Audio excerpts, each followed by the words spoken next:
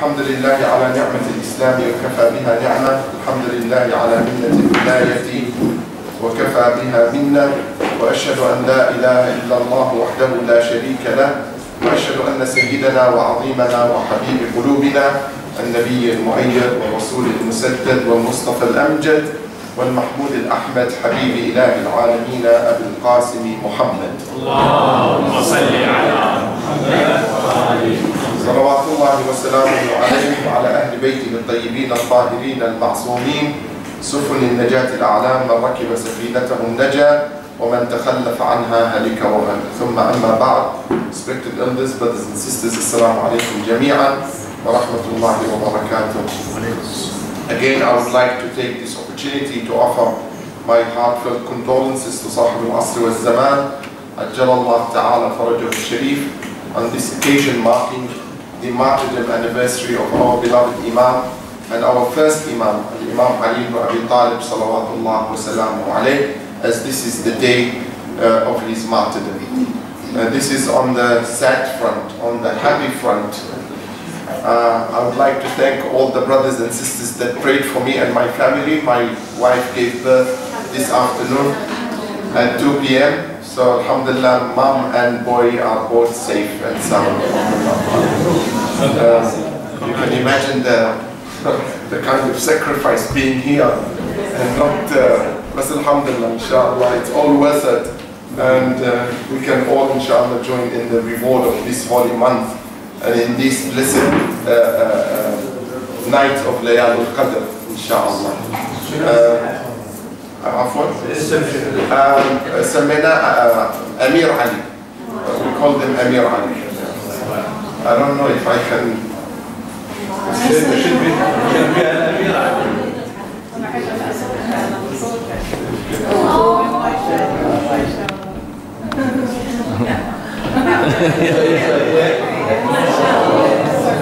صلوات اللهم صل على محمد وعلى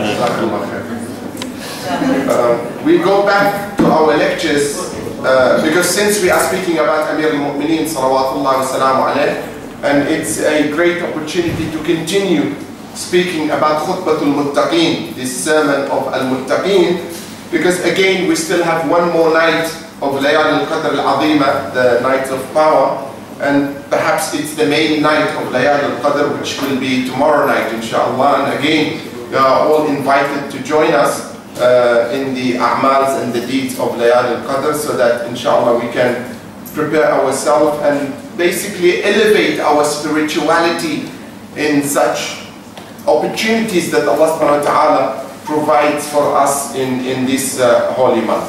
The Imam, as you know, continues to describe the qualities and attributes and characteristics of al-Muttaqeen and what qualifies a person to be among the Muttaqeen, among those who are God righteous, those who are God conscious, in fact.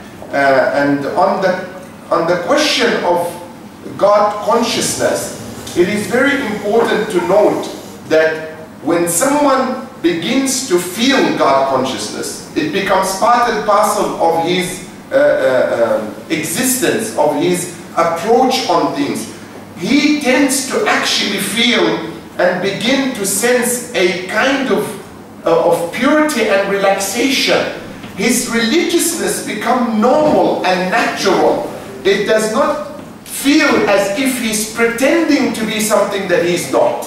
Right? It's no longer what we call a show in front of others to impress others. No, it becomes himself, it becomes herself. So that attribute of being God conscious becomes a natural disposition of the person that practices God consciousness, and it becomes easy. Yani, God consciousness becomes something that is natural in the existence of that human. He doesn't have to pretend that he's doing something religious because it is him or it is her now.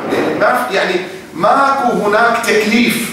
ما يشعر بحالة من التكليف، لا، تكون الحالة طبيعية جدا أنه إنسان يتقي الله سبحانه وتعالى، فتصبح الحالة عنده حالة طبيعية جدا في معيشته بين الناس أو أوساط الناس. فيقول الإمام, the Imam says, in regard to these people.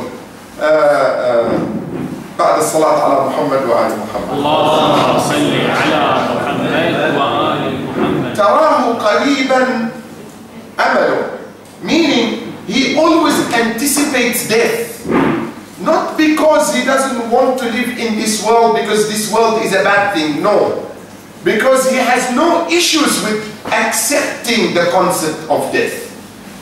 We unfortunately have issues with death. Sometimes if you mention death, it's like you are hating life. Not necessarily, because there are two approaches to death. Either you believe that death is a termination of existence, or you see death as an extension to existence. It's like looking at a cup. Is it half empty or is it half full? Right? If you consider death to be a cup that is half empty, you have issues, or we have issues, right? But if you look at death as a cup which is half full, then you have actually came to realize and understand the whole circle of life, the whole cycle of life. Because were we before in a realm that would be considered a realm of non-existence? Yes. We were not always alive. We were dead at one place. Allah subhanahu wa ta'ala أخرجنا من العدم إلى الوجود وثم من الوجود إلى الموت. مو العدم. نحن كنا عدم في البداية ثم أصبحنا في عالم الوجود ثم ننتقل إلى عالم البرزخ ثم ننتقل إلى عالم الخلود. So the cycle of a human being is what? Non-existence, existence, barzakh, and then eternity, right? Because once the soul is created, the soul is the one that becomes eternal, right? It is eternal, but it is not Quddus. Why? Because it has a beginning. And the Quddus is the one that has no beginning and no end. But a soul has a beginning, but it does not have an end. So it does not qualify to be a creator. It is actually created. But it has that sense of eternity, i.e. it cannot be annihilated. Once it comes into existence, by virtue of that soul coming into existence, it becomes eternal. Knowing that fact, that our souls are eternal, then the question of death should not be something that we should be horrified about, right? Because it actually suggests a continuous line of existence. So when you depart this world, you are not actually being annihilated, or you're not actually dying. You are actually transiting. You are transiting. You are going from one realm of life into another realm of life. And that's why Imam Ali, for example, salawatullah wa salam alayhi, since we are talking about Imam Ali, لا بأس أطر مجالسكم بالصلاة على محمد وآل محمد. اللهم صل على محمد وآل محمد. يعني we find sometimes that talking about great personalities in Islam, and especially talking about a great personality such as that of Amir al-Mu'mineen salawatullah wa salam alayh, you would find that you stand in awe in regard to that particular person salawatullah wa salam alayh, and what he has offered this human race in terms of his giving, right? What do we see the most remarkable thing about Imam Ali at the moment of his death?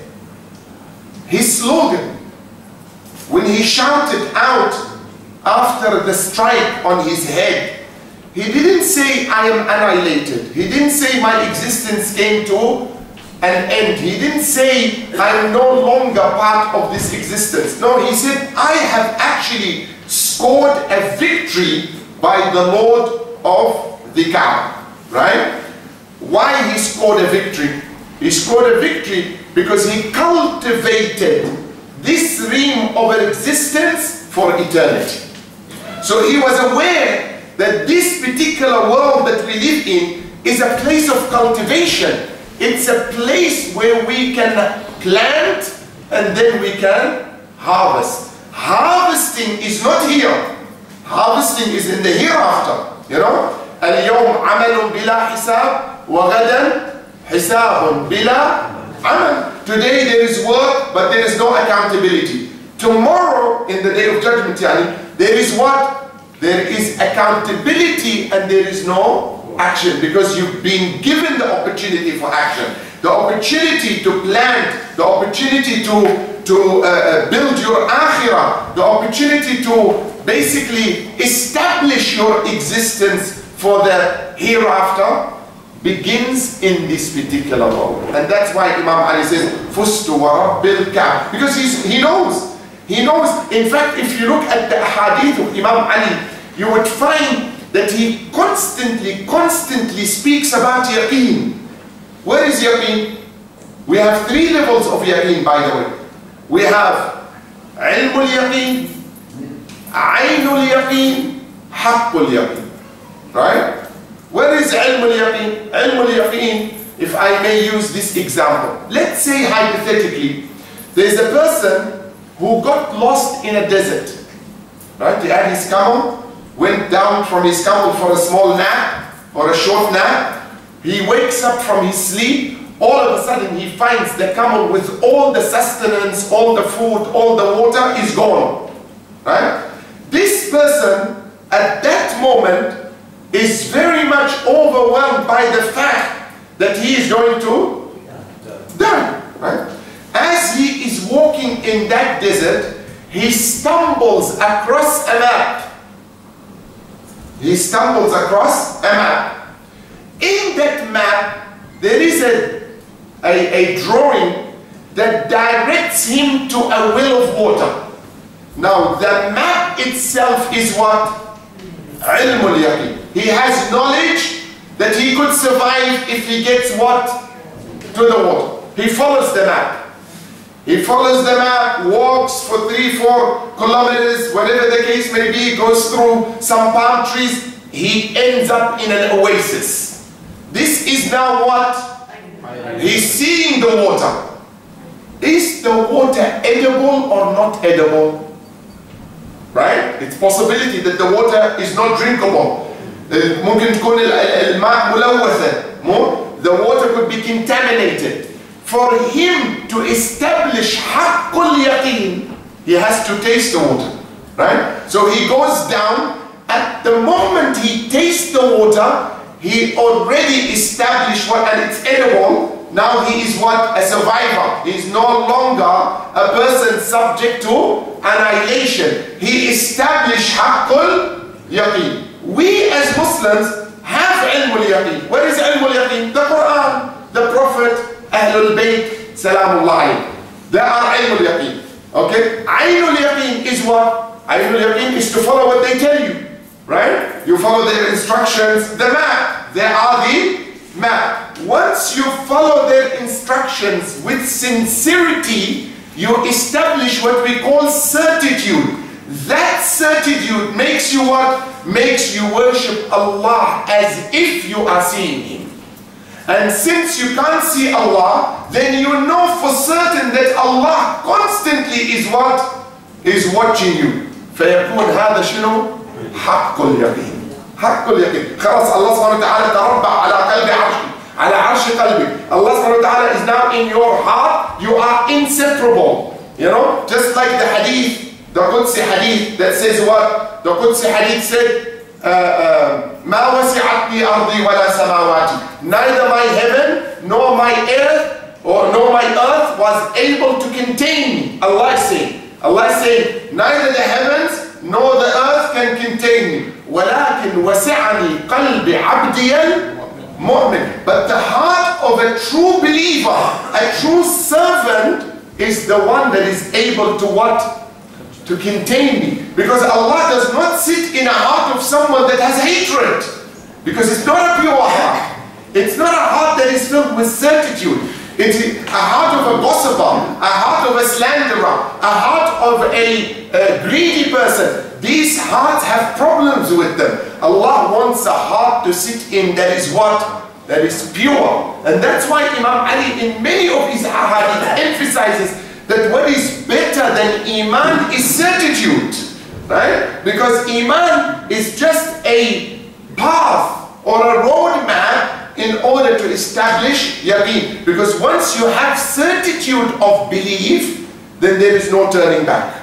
Right? Because you see it, you feel it, you taste it. Like Imam Ali sallallahu alayhi wa sallam says, مَا نَظَرْتُ إِلَى شَيْءٍ. This is yaqeen. This is certitude. إِلَّا وَرَأَيْتُ اللَّهَ مَعَهُ. I have not looked at anything except that I could see Allah with it, in it and above it. Subhanallah. Everything. I look at a tree, I see Allah's in it. يعني قدرة in it, with it, and above it. Everything about any existence is an indication of the existence of what? Of Allah subhanahu wa ta'ala. That maker, that amazing creator of things that allows me to see His power through His what? Through His creation. And that is yaqeen. That is absolute certitude, where you cannot imagine anything other than Allah subhanahu wa ta'ala in everything that you see, in everything that you touch, in everything that you feel. Even when you take a breath, you find Allah subhanahu wa ta'ala. Even when you take a walk, or you lift a leg, or you use a hand, you see Allah subhanahu wa ta'ala in all of this. To such an extent that Allah subhanahu wa ta'ala says that you become what Allah wants you to be. That the hadith, the famous hadith is, ما تقرب إلي عبد بأحب إلي مما افترضته عليه. The closest thing a person can get to me is when he practices what I made obligatory on him. Yani Allah likes you to do what? If you do what Allah wants you to do, that's the best way to connect with Allah. In fact, so people, yani, to create some sort of a balance, A person came to Rasulullah sallallahu alayhi wa sallam from outside the borders of Medina. Bedouin, he can't come to the mosque so much. He came to Rasulullah and said, I heard about you, and that you brought a new faith to Medina, to Arabia. He said, yes. He said, tell me your religion. He said, my religion is simple. Right? Simple in words, the Prophet meant, but not when it comes to achieving certitude through these teachings. It requires an effort. He says, tell me what is it? Shahadatu an la ilaha illallah wa anna Muhammadan Rasulullah. Allahumma salli ala Muhammad. Wa iqamu as-salah wa ita'u az-zakah wa hajju al-bayt. لمن استطاع إليه سبيلا. وعدد للصلوات كيف يصليهم والصيام كيف. قال هل هناك من مزيد? Is there anything else? هذه بداية الدعوة. Is there anything else that you want me to learn? I am willing to say that there is no God but God, and you are His prophet. I will pray 5 times a day, no issues. I will fast 1 month in Ramadan, no issues. If I can, I will go to Hajj. If I can, I pay khums and zakat and whatever. Is there anything else? He said no. He said, Wallah la azidanna alayhum shay. He said, by God, I will not add a single thing over this. Salamun alaykum, he left. He left. What did the Prophet say? وَالَّذِي بَعَثَنِي بِالْحَقِّ إِنْ صَدَقَ دَخَلَ الْجَنَّةِ. إِنْ صَدَقَ دَخَلَ الْجَنَّةِ. He said, by God who sent me with the truth, if this guy remains steadfast on what he said, he will be among the inhabitants of Jannah. Right?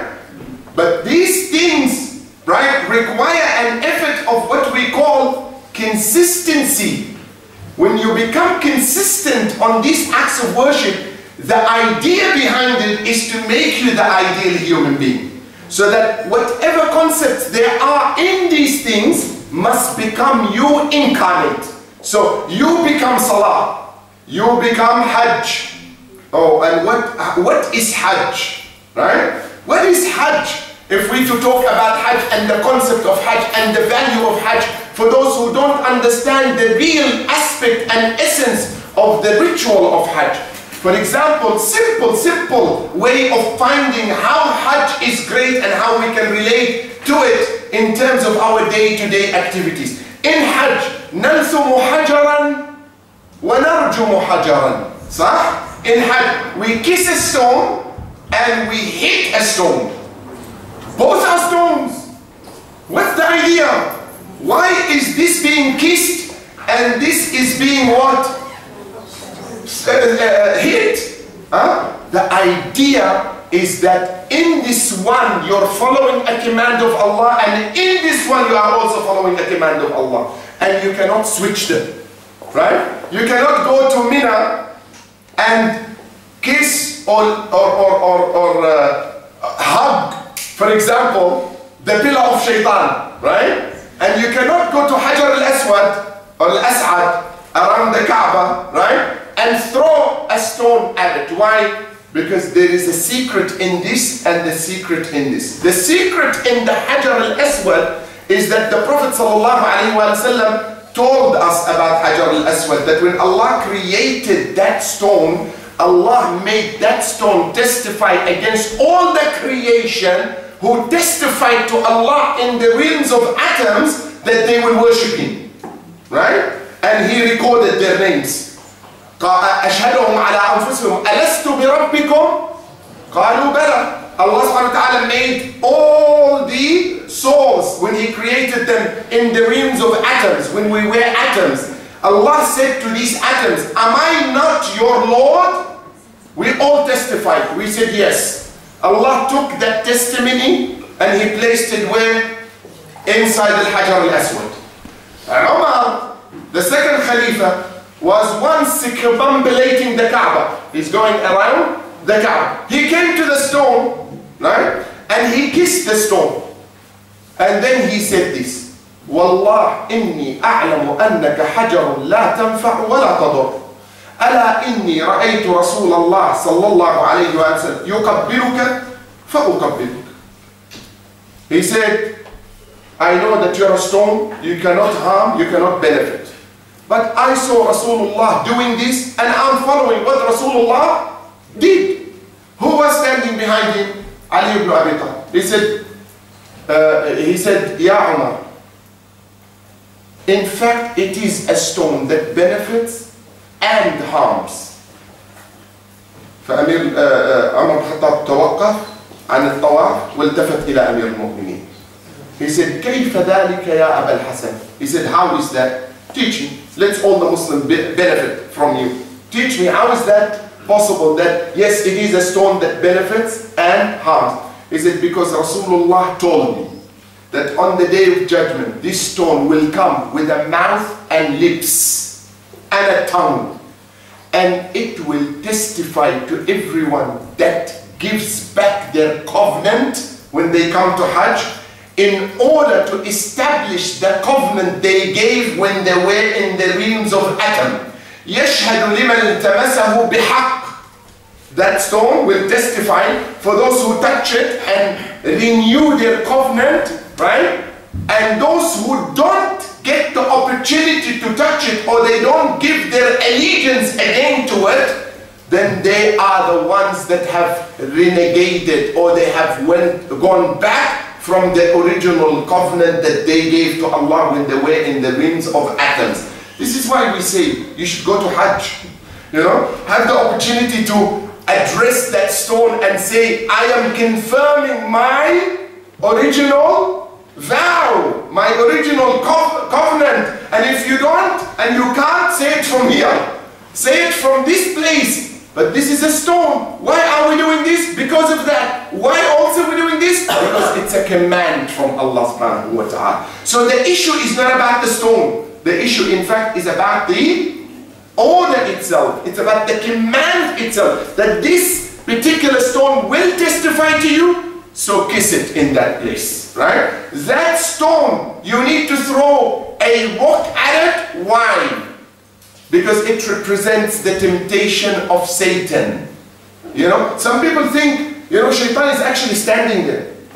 Ajib, Allah, you see things in Hajj sometimes that go out of control, that go out of, it's تصير حقيقة مسخرة للأسف. People, they do things, you know, people bring shoes with them.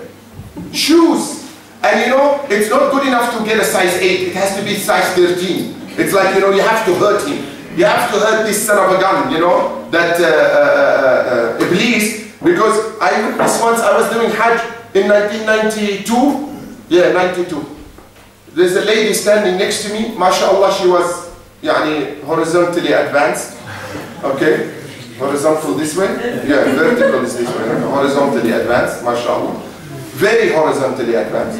And she had come to perform Hajj, and it seems on that day, or before she came, she has been divorced. اتطلقت خطية حياتها. I am standing next to her. Bismillah, I'm throwing the stones. All of a sudden she got so excited. يا ابن الكلب. على الشيطان. يا سلام. أنت الكلب. You're the one who made me divorce my husband. ربنا يخليك. ربنا يعدمك. ربنا كده. بوف. بكوعها على وجهي. فقدت أعصابها. She lost control, you know, she's swearing at the... And she lost control with the back of her elbow on my face. كاد أن يغمى عليها. شنو هذا؟ تتباوع تقول شو المشكلة هنا؟ Seriously, this is Hajj? What has she been told, this woman, you know? She came to empty... No, it's not about throwing the stone there. It's about throwing the stone when you are challenged at the time of the temptation. When shaitan comes to you, at the time when he whispers to you, that is when you need to throw the stone. Right? That resemblance of throwing the stone at shaitan in Hajj is that it is so done so that it becomes part of your living standard. That whenever you are tempted, whenever you are lured, whenever shaitan whispers to you, because what is the weapon of shaitan? AK-47? No. Is it a tank? No. Is it an F-16? No. It's whispers. بس يوسوس. He comes to you, puts an idea in your mind. That idea gets cultivated. By virtue of what? By virtue of you leaning towards it. Once you lean towards that idea and you entertain the idea is subject to two things and two things only. Either rejection or application. So either you reject it, once you entertain it, you sit with yourself and says, no, هذا من عمل الشيطان. This is truly an inspiration from who? From shaitan. And by the way, shaitan does inspire. يلهم يوحي. Shaitan has wahi. إن الشياطين ليوحون إلى أوليائهم. But the wahi of shaitan is not like the wahi of Allah. Wahi here means they whisper, they tell their followers, they tell them what to do, how to do it, how to plot it, how to execute it. But the ultimate decision is in the hand of who? Is in the hand of the person that is being lured, in the hand of the person that is being tempted. Shaitan has no force on you physically. Physically has no force or power or energy whatsoever. All he has is whispers. So imagine if you fall to the whispering of shaitan, if we fall to the whispering of shaitan, it means we have reached a level of faith that is so weak that is below that of shaitan. And I'm not exaggerating. Look what Allah says in the Quran. إِنَّ كَيْدَ الشَّيْطَانِ كَانَ. The plotting of shaitan is weak or strong? Weak. If he is weak in his plotting and you're a mu'min and he is able to overcome you at that moment, where is your beliefs level then? Here or here? It's there, right? It's at the lowest part. And in fact, when you feel that you are being tempted and lured by shaitan, and you are feeling that sense of responding to him, you better check your faith. We better readdress our faith, because there's a problem. We should not become negligent of it, because these are alarm bells. Allah is giving you alarm bells. Recheck your faith, because your faith needs fine-tuning. There is a problem with your faith. This is circumambulating around what? The Kaaba. What does it represent? Represents circumambulating around truth, justice, equity, right? So if you are circumambulating around the Kaaba, right? And then you go outside and you do everything contrary to justice. What is the use of circumambulating around the Kaaba? You might as well go and circumambulate around the Green Palace of Muawiyah. There's no difference, right? There's no difference. Like Imam Ali, Imam Hussein sallallahu alaihi wasallam. Why did Imam Hussein during the season of Hajj terminate his Hajj into Umrah? Has anyone thought about this? You know, Imam Hussein was in Hajj, right? When it was Yawm al-Tarwiyah, يعني the 8th of Dhul Hijjah, what did he do? Hal Ihram. He relieved himself from the Ihram, changed his niyyah. He said, I'm no longer doing Hajj, I am going to do what? Umrah. Right, two reasons. Reason number one, an order was executed by Yazid, اقتلوا الحسين بن علي ولو كان معلقا بأستار الكعبة. Kill Hussein, son of Ali, even if he was holding to the what?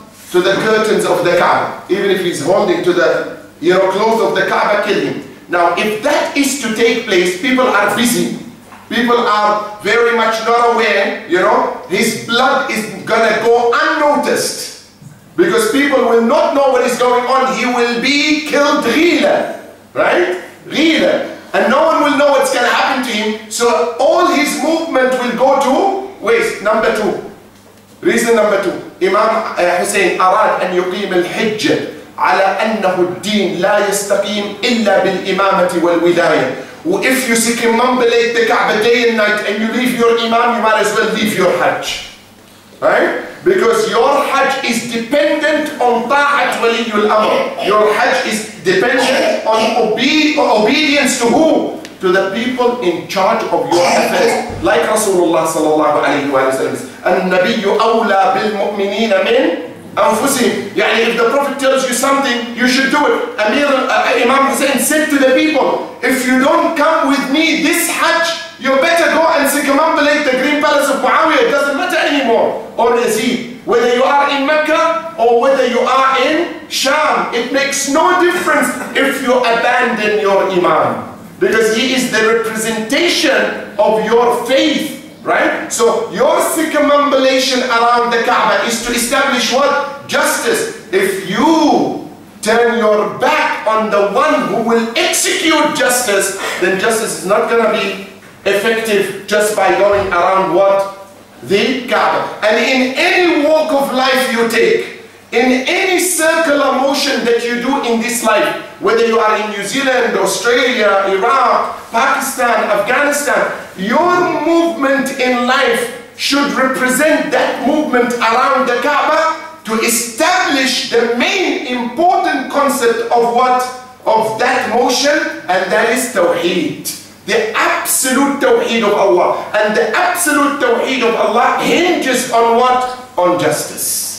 Without justice, there is no Tawheed, right? Without Tawheed, there is no justice. So we need to understand these concepts. So Hajj has a meaning. Unfortunately, Hajj now is what? Is a ticket for a title, right? Hajj has become a ticket for a title. I go, I pay $15,000 or whatever, so that when I come back, I have earned the title Hajji. تقبل الله زيارتك وأعمالك وحج. ويا ويلك ثم يا ويلك لو تقول للواحد راجع من الحج هلا أبو محمد. نعم والله يعني $15,000 راحت هيجي فراغ.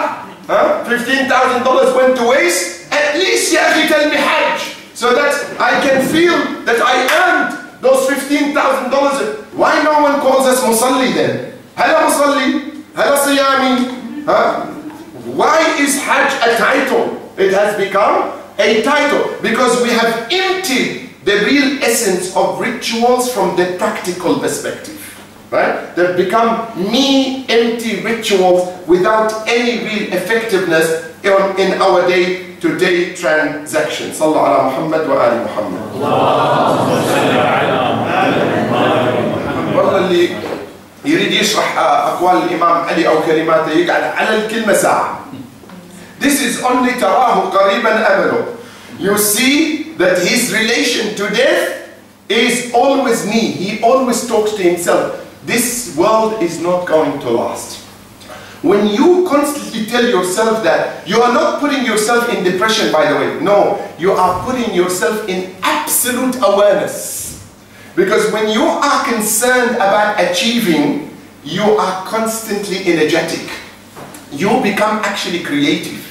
You know, we have a statement in Arabic that says, "Man yahmilu hamma ad-din yubdi'u fil fikra."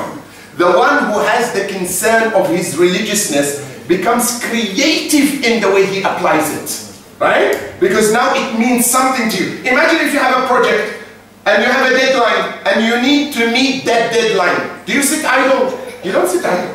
You're actively engaged in programs, in planning, in scheming, in preparation, so that you can meet that deadline. There is no room for wasting. Consider that the deadline you need to meet is our exit from this life.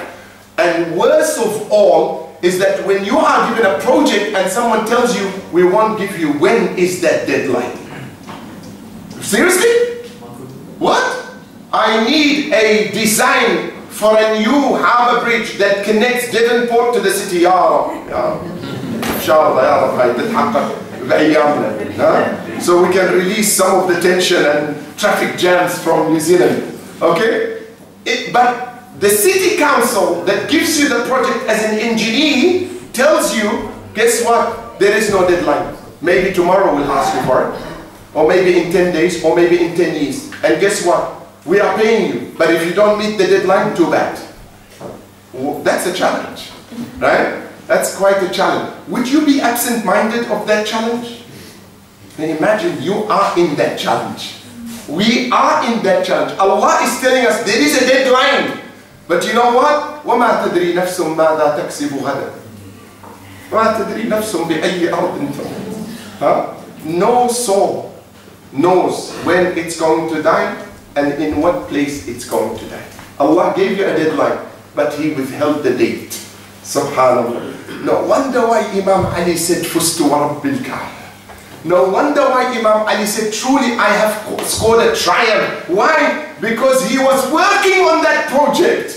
He was waiting for that deadline to come. And when the deadline came, he was prepared. أهلا بالموت. You know, when he told Zainab al-Hawra, مرحبا بالموت. Welcome to death, because to death is nothing to him other than what? A bridge from one destination to a better destination. But surely, if I'm going to sit idle, break all the laws, break all the deadlines, break all the expectations, of course, when I am going to be faced with that deadline, I will be trembling, right? Because, oh my God, I have missed the opportunity, right? And when you remember about the opportunity, is it going to be late or is it going to be not late? It's late, right? Again, as I said last night, when someone asked that alim, he said, what would your position be after worshipping Allah for so long, after you denying yourself from the leisures of this world? Because you know, people think that if you don't enjoy the leisures of this world, you are actually a loser. You know why? Because they measure happiness and satisfaction through materialistic gains, not through spiritual gains. And when you do that, the biggest problem you face is what? Is that you are never satisfied. Right? If you are given the wealth of this world, you're not satisfied. If you are given the most beautiful woman in this world, you want more. If you are given the best position, you want more. You are never satisfied. Why? Because it's materialistic. It's like drinking seawater. You know, if you drink seawater, is it going to quench your thirst? No. The more you drink, the more thirsty you become. But if you become internalized, yani your happiness is based on your spirituality, that you satisfy your heart and your spirit from within, not to go near these things that will never satisfy you, then you will find that peace. أَلَا بِذِكْرِ اللَّهِ تَطْمَئِنُّ. Surely with the remembrance of Allah, the heart becomes soothed with tranquility and comfort. Right? You see people who have money, they are always what? They're worried. You know? Imam Ali says, salawatullahi wa salam alayhi, knowledge is better than wealth. He said, why ya ibn Rasulillah? Why ya ibn Amma Rasulillah? Why is it so? He said, because when you have knowledge, knowledge protects you. But when you have money, you have to protect it. So you will always be engaged. Right? But knowledge comes to your rescue. Someone challenges you, you give him the answer straight away. It defends you. It comes to your rescue. But when it comes to wealth, day and night, the Nasdaq goes down, you lose 5 kilos. The FTSE goes down, you already have a stroke. Huh? Now the pound had dropped from 1.6 to 1.3, everyone's trembling. Well, is it going to go back to 1.6? Because I have about, 30, 40,000 pounds in the bank. Well, what's going to happen to this? I'm already gone, I have a heart attack already. See, this is wealth. It plays with you because you become subjected to wealth. While if wealth is in your hand, not in your heart, you become satisfied because you control it. It does not control you. You control it, it does not control it. So that alim was told, how would you feel if you come to the day of judgment, you've done this, you've prevented yourself from this, and then there was no day of judgment. There is no day. We all died and that's the end of it. You know what the scholar replied? He said, not worse than you if there was a day of judgment. Right? I would not feel worse than you if there was a day of judgment, because what are you going to do? Okay, at least if there was no day of judgment, I lived an honorable life. Right? I lived a life of value, a life of standards, a life of dignity, a life of karama, honor, but you lived a rotten life and you died a rotten life. And if there happens to be a day of judgment, then you're doomed and I'm a winner. Right? So don't look at it on the basis of what you think is right, because probability is either or. Right? Probability is it's either yes or it's either no. But when it comes to you, there is no question of probability, because Allah says it is yaqeen. وَاعْبُدْ رَبَّكَ حَتَّى يَأْتِيَكَ, and worship Allah until what meets you? Certitude. What is certitude? Death. Why is death referred to as certitude? Because once you pass death, everything becomes a reality. Whatever you see now is a dream. Whatever you see now is an illusion. Once death takes place, ترفع الحجب. All the screens, all the veils will be lifted. فَبَصَرُكَ الْيَوْمَ حَدِيدٌ. Your eyesight now is so sharp that it penetrates all the veils of the metaphysical world. Now you can see what beyond the metaphysical world. تشوف الملائكة طالعة، الملائكة نازلة، تشوف الملائكة تسبح بحمد ربها، تشوف الملائكة حاملين عرش ربك. You will see the malaika ascending, descending. You will see the nar, you will see heaven, you will see the remembrance of Allah on the, on the lips and limbs of the malaika, praising Allah, celebrating the name of Allah. Everything becomes visible. You can even hear the language of the animals. وَإِن مِّن شَيْءٍ إِلَّا يُسَبِّحُ بِحَمْدِهِ. Allah subhanahu wa ta'ala says, nothing we have created in this world except that it is in the praise of Allah, except that it celebrates the words of Allah. So when Sulaiman heard the ant talking, what did he do? He praised Allah. قَالَ رَبِّ أَوْزِعْنِي أَنْ أَشْكُرَ نِعْمَتَكَ الَّتِي أَنْعَمْتَ عَلَيْهِ. He said, oh Allah, please make me be grateful to the fact that you made me able to hear the language of the animals, the ant, because it's a gift. Why was Sulaiman able? Because Allah lifted the hujub. He took away the screen from him that blocked what he could hear and what he could not hear. Death becomes certitude, yaqeen, because all this becomes a reality. Now, راحت العالم شنو? الillusion. The world of illusion, عالم السراب, راح صار عالم الحق. You have entered the realm of haq. So always be alive with the. When Nabi sallallahu alaihi wasallam, you know what he said? He said, I mentioned death in a day almost 70 times. هو رسول الله صلى الله عليه وسلم. في حديث يقول أستغفر الله 70 مرة أو أزيد كذا. والنبي هذا. النبي, and that's why Rasulullah صلى الله عليه وسلم قال إن تصلي عليهم أو تستغفر لهم 70 مرة فلن يغفر الله.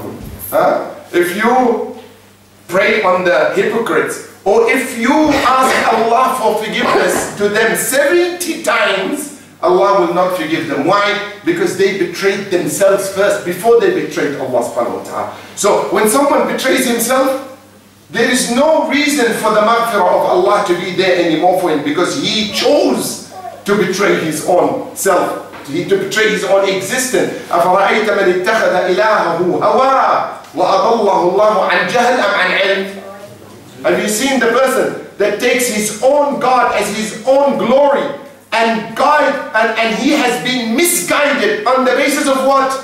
On the basis of ignorance or knowledge? Knowledge, he knows. He knows he's doing something wrong. You know, recently there was a study about atheists. I have the link. If you want the link to see the study, it's a survey, a real survey. They found out that atheists hide their belief in God. They actually believe in God, but they hide it. Why? Because the survey was so scientific that they measured the bat. What is it?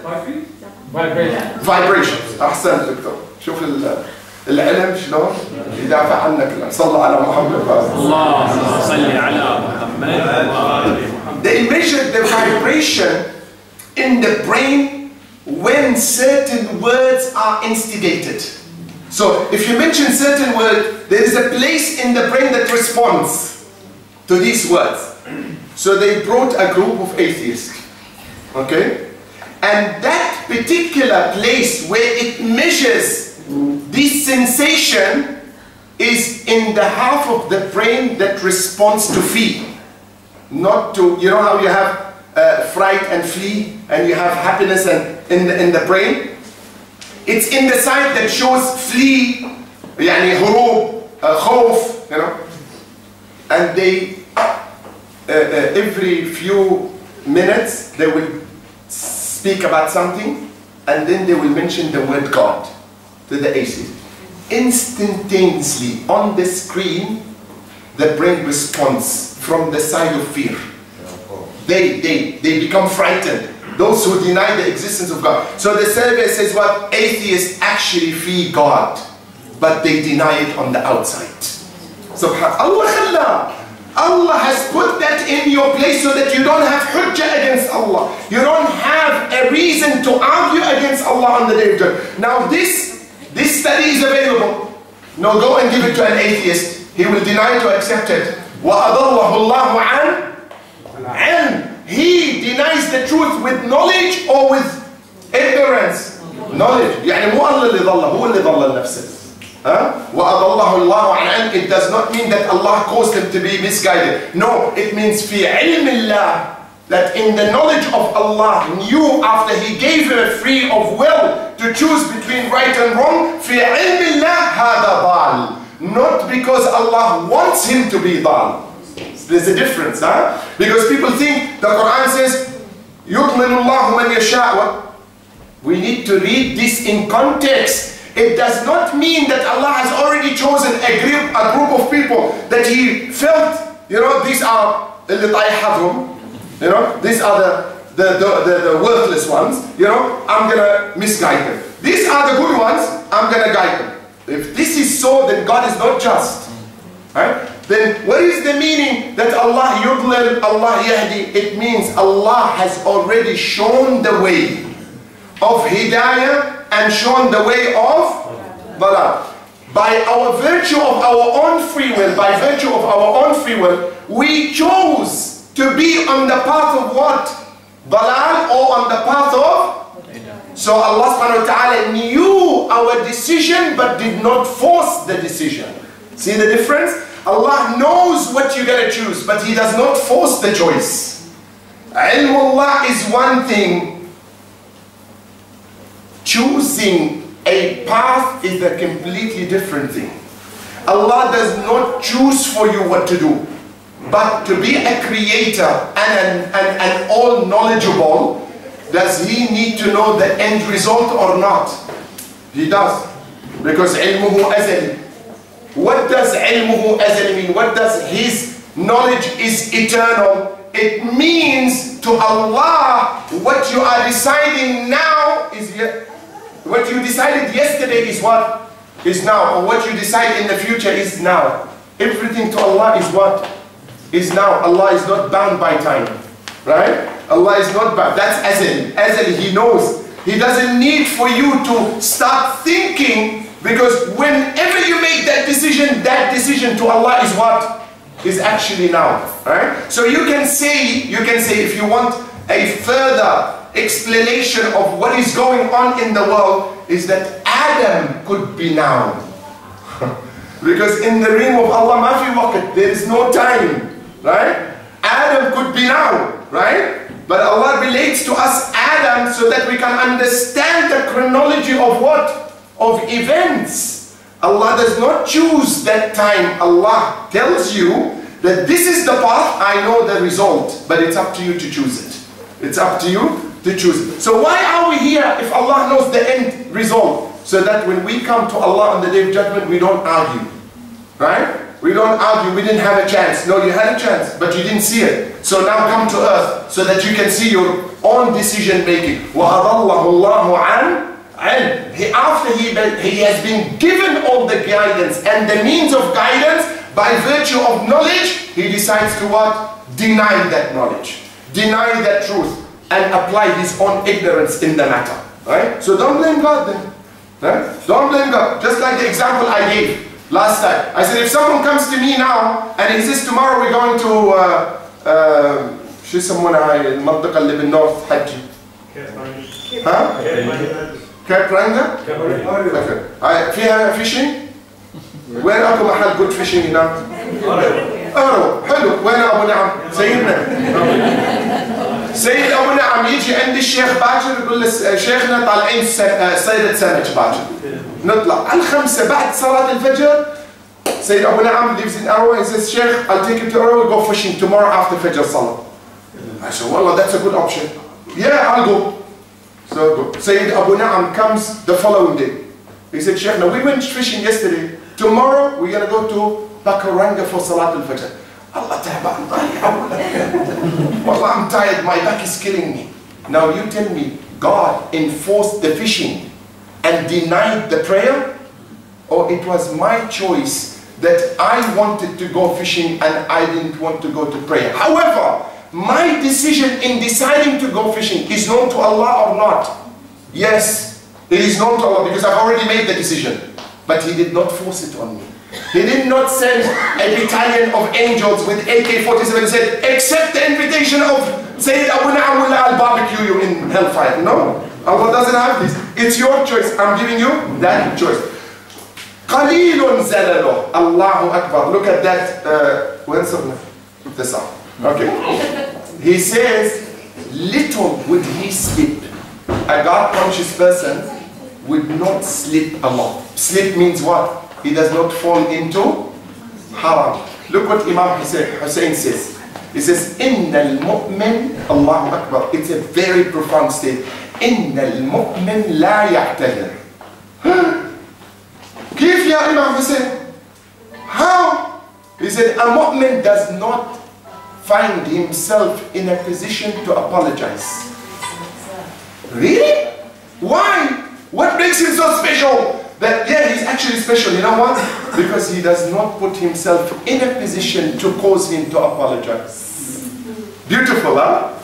ما يحط نفسه بموقف حرج يضطر إنه شنو يعتذر. ما في داعي. ما يعتذر بعد. من هذه الناحية. Not that. It doesn't mean that if he makes a mistake, he's so arrogant that he doesn't. But no. It means he never puts himself in a position to cause him to say sorry to people because he's already immuned himself against what? Faults, against slipping, you know? مو كل ساعة والثانية آسف ما تأخذوني والله شنو أنت؟ What are you? You're a hospital of sins, you know? You are a machine of slipping? No, you have to fill your place and position with what? How did they earn this particular character? That qalilun zalalu. He does not fall, he does not slip. A mu'min, a muttaqi, someone who's God conscious, little you would find him in a place where he slips. Why? Because of his consciousness. Because Allah is always there with him. Because he knows Allah muttali'un alayh. Allahu alimun bihi. وبخفاياه وبسرائره. Allah knows his hidden secrets, what he's thinking, what he's... So he stops himself because he is what? يستحي من الله. يستحي. He has a form of modesty before Allah. He does not look at how small the sin he is committing, but he looks against whom he is committing that sin. Allahu Akbar. لا ينظر إلى زر المعصية, but he looks against whom. يعني he is committing the sin against whom? Allah, and Allah is what? أكبر من أن يوصف subhanahu wa ta'ala. And that's why he does not fall into that kind of zalal. He's always composed. Composed. You see in the words of Imam Ali sallallahu alayhi wa sallam, most of his apologies are to who? To people or to Allah? That's a good apology. You know why? Because no matter what you do, you are always negligent of satisfying the blessings of Allah on you. So you always find yourself in a position to say to Allah what? Sorry, I have not done enough. Allahu Akbar. Mu'tadiran nadiman. All these words into Ismail, you know. Mu'tadiran nadiman. Imam Ali? Seriously? What are you apologizing for? If you are saying this, what do I say? Right? What position I find myself in if you are saying this, or Imam salawatullah wa salamu alayhi. Qalilun zaladu khashi'an qalbah. His heart is always in awe. It has the rays of Allah penetrating in it all the time. It is reverberating in his heart constantly, that his heart is now what? Alive with the presence of Allah. So he's always in awe. He's always in awe. قَانِعَةً نَفْسُهُ. His self is always constantly satisfied. 3 things he doesn't know. 3 things he doesn't know. What are these 3 things that this person doesn't know in his lifestyle and what he does and what he says and so on and so forth? He is always constant about not knowing or saying these few words. Why? Because he does not say why I don't have, why someone is better than me, why that person has and I don't have. Why? Because he has self-satisfaction. قانعة نفسه. يشوف واحد عنده مال الحمد لله. ما يقول شو where did this guy get his money from? Yesterday he was driving a Volvo. Today he has a Lamborghini parked in his driveway. What's it to you? Huh? What's it to you if he's got a Lamborghini parked in his driveway? No, I need this Lamborghini. إذا ما عندك قناعة أنت. والله لو صارت اللامبورغيني مالتك تبي لك فراري. Yeah. Huh? If the Lamborghini becomes yours, you want what? Next to it, a Ferrari. And after the Ferrari, you want a yacht which is 110 foot long. Right? And then you see someone with 160 foot. Yeah, ما نخلص. لما الإنسان ما عنده قناعة ما يخلص. When you don't have self-contentment, like in the saying, I don't know whether this is the saying, actually it is a saying of Imam Ali. He says, Al-qana'atu kanzun. So contentment is a treasure that is endless. Why? Because it gives you that sense of belonging, that sense of comfort. You know, no matter what you see in front of you is materialistic. It's not gonna last. You know, it does not affect your existence. It does not stress you. It does not give you depression. You know, some people, when they see someone doing better than him, his blood pressure goes up. Your blood pressure is going up over a metal. Metal, what is a car? It's a formed metal. صح ولا لا؟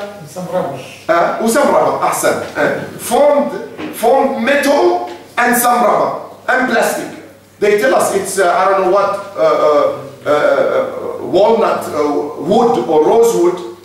Fake. It's all plastic unless you buy a car that is $1 million plus, right? Then maybe they have some fittings that made from cedar tree or walnut tree or I don't know what tree, right? But you pay $1 million for 2 panels of cedar tree. Go to Lebanon, I'll give you a whole tree for $5. Wallah, you know. The reason why it has become expensive is why? Because now it was shaped and formed and put behind a what? A mold. Right? But it's in nature, it's there, it's available for you. No, but it doesn't have that trademark. So that's when you lose contentment. You see things more valuable to you than your own value as a human being in the sight of Allah subhanahu wa ta'ala. But these people who are God conscious, قانعة نفسه. His self is at absolute peace with itself because he is always content. He's always content. You know, ينظر إلى ما دونه ولا ينظر إلى من هو أعلى منه. A person who has a certain level in life and he's content, he never looks up, he looks down. Because once you look down, you always see you are better off than half of the world. Right? Half of the, for example, there was a survey and I conclude, because I've taken too much time. You know, every day I come here and say, can I speak for an hour? And then I look at the subhanallah. Anyway, so it's, what happens is that when you look below you, the study says what? The studies. If you have 3 meals a day, a roof over your head, a place to sleep in, and a means of transport, basic life necessities, right or wrong, you are better off than 87 million people in the world. Huh? You are better off than how many? 87 million people in the world. So imagine how rich you are if you look what? Below you. But ta'al, I want to be like, astaghfirullah, Donald Trump.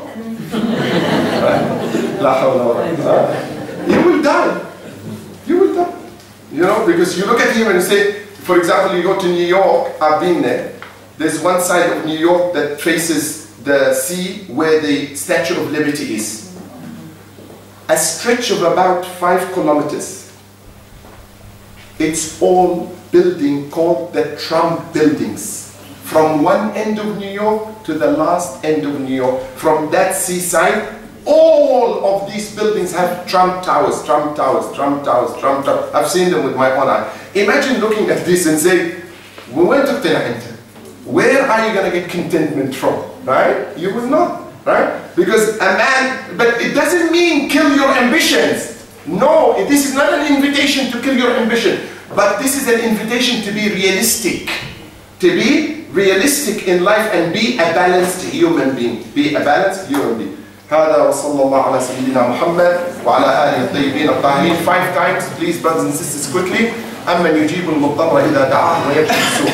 بسم الله الرحمن الرحيم. أمن يجيب المضطر إذا دعاه ويكشف السوء. أمن يجيب المضطر إذا دعاه ويكشف السوء. أمن يجيب المضطر إذا دعاه ويكشف السوء. أمن يجيب المضطر إذا دعاه ويكشف السوء. أمن يجيب المضطر إذا دعاه ويكشف السوء. بحق محمد وآل محمد وبحرمة الفاتحة مع الصلوات.